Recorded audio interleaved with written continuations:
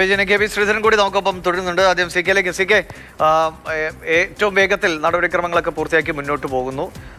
ഇന്നത്തെ ദിവസം എന്നത് ഓരോ സ്ഥാനാർത്ഥിയെ സംബന്ധിച്ചും അണികളെ സംബന്ധിച്ചും ഒക്കെ വളരെ പ്രാധാന്യമുള്ളതാണ്. അവരൊക്കെ അവരുടെ തെരഞ്ഞെടുപ്പ് പ്രചാരണ പരിപാടികളുമായി എങ്ങനെയൊക്കെയാണ് മുന്നോട്ട് പോകുന്നത്, എങ്ങനെയാണ് കണ്ണൂരിൽ പ്രത്യേകിച്ച് കണ്ണൂരിൽ ടൈറ്റ് കോമ്പറ്റീഷൻ നടക്കുന്ന പലയിടങ്ങളും ഉണ്ടല്ലോ, സംഘർഷ സാധ്യതകളും.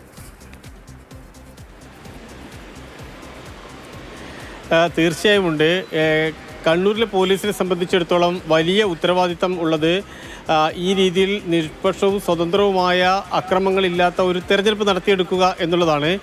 പക്ഷേ അതുമാത്രമല്ല, നമുക്ക് കുറച്ചുകൂടി സൂക്ഷ്മമായി പരിശോധിച്ചാൽ മനസ്സിലാക്കാൻ വേണ്ടി കഴിയുന്നത് രണ്ട് സ്ഥാനാർത്ഥികൾക്ക് പ്രൊട്ടക്ഷൻ നൽകേണ്ട ഉത്തരവാദിത്വം കൂടി ഇപ്പോൾ പോലീസിനുണ്ട്. ആ രണ്ട് സ്ഥാനാർത്ഥികൾ ആരാണ് എന്ന് പോലീസ് പൂർണ്ണമായും വെളിപ്പെടുത്തുന്നില്ല. പക്ഷേ രണ്ട് സ്ഥാനാർത്ഥികൾക്ക് ഭീഷണിയുണ്ട്. ആ തെരഞ്ഞെടുപ്പ് സമയങ്ങളിൽ ഏതെങ്കിലും രീതിയിൽ കയ്യേറ്റത്തിനുള്ള സാധ്യതയുണ്ട് എന്ന് പോലീസിന് കൃത്യമായിട്ട് അറിയാം.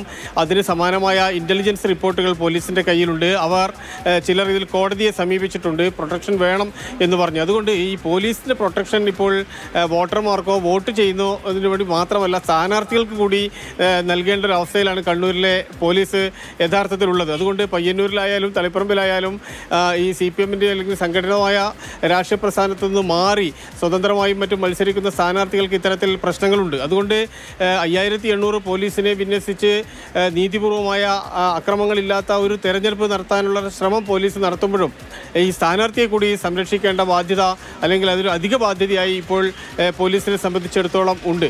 ഈ രണ്ട് മണ്ഡലങ്ങളെയാണ് ഉദ്ദേശിച്ചാണ് ഇത്തരത്തിൽ റിപ്പോർട്ടുകൾ ഉള്ളത്. ഒന്ന് വി കുഞ്ഞികൃഷ്ണനാണെങ്കിൽ രണ്ടാമത്തേത് TK ഗോവിന്ദൻ മാസ്റ്ററാണ്. ഈ രണ്ടുപേരും CPM-ൽ നിന്ന് വിട്ടുപോയി. അതുകൊണ്ട് ചിലപ്പോൾ പ്രശ്നങ്ങൾ ഉണ്ടാകാം എന്നതാണ് ഈ ഇൻ്റലിജൻസിൻ്റെ റിപ്പോർട്ടുമുള്ളത്. എതിർ സ്ഥാനാർത്ഥിയായി ഈ രണ്ടുപേരും അവിടെ CPM-നെതിരെ മത്സരിക്കുക കൂടി ചെയ്യുന്നുണ്ട്.